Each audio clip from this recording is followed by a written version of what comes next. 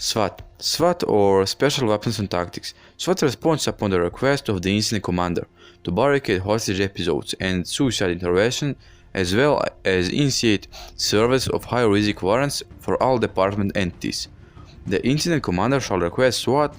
when at a barricaded or hostage incident when the suspect is probably armed, the suspect is believed to have been involved in a criminal act or is a significant threat to the lives and safety of the public and the police. The suspect is in a position of advantage, affording cover or concealment, or is contained in open area, and the presence of approach of police officers could precipitate an adverse reaction by the suspect, and the suspect refuses to submit to arrest. Since 1967, the Los Angeles Police Department's Special Weapons and Tactics Team, S.W.A.T., has provided a ready response to situations that were beyond the capabilities of normally equipped and trained department personnel.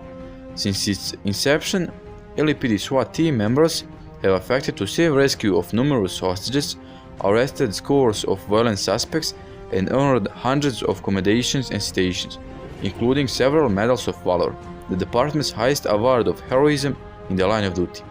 Today, LAPD S.W.A.T. team is known worldwide as one of the foremost police tactical units in contemporary law enforcement. The need for S.W.A.T. experts and assistance with warrant services is dependent upon unusual circumstances beyond the capabilities of normally warrant services. Heavily fortified locations, weapons are presented and have been used in the past, gang members are known to be present, use of divisionary tactics is anticipated, and door and windows pulls are anticipated. The special weapons and tactic concept originated in the late 1960s as a result of several sniping incidents against civilians and police officers around the country. Many of these incidents occurred in Los Angeles during and after the W.A.T. riot. Upon critical examination of how each incident was managed by the police, the leadership of LAPD realized that an effective response of these dangerous situations was virtually non-existent. Officer John Nelson presented the special weapons and tactics concept to the young inspector by the name of Darrell Gates. Inspector Gates concurred and approved the concept of the small group of highly disciplined officers utilizing special weapons and tactics to cope with these unusual and difficult attacks. The first Special Weapons and Tactics SWAT unit consisted of 15 four-man teams. Members of each team, who volunteered for ranks of patrol and other police assignments, had specialized experience and minor military service. Each unit was activated for monthly training or when the need for special weapons personnel actually arose. These units, known as station defense teams, provided security for police facilities during civil unrest.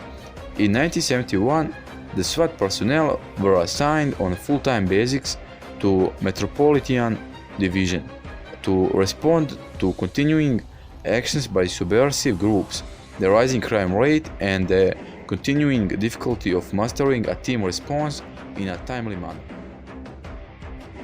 The first challenge to these pioneers in the field of special weapons and tactics came in 1969.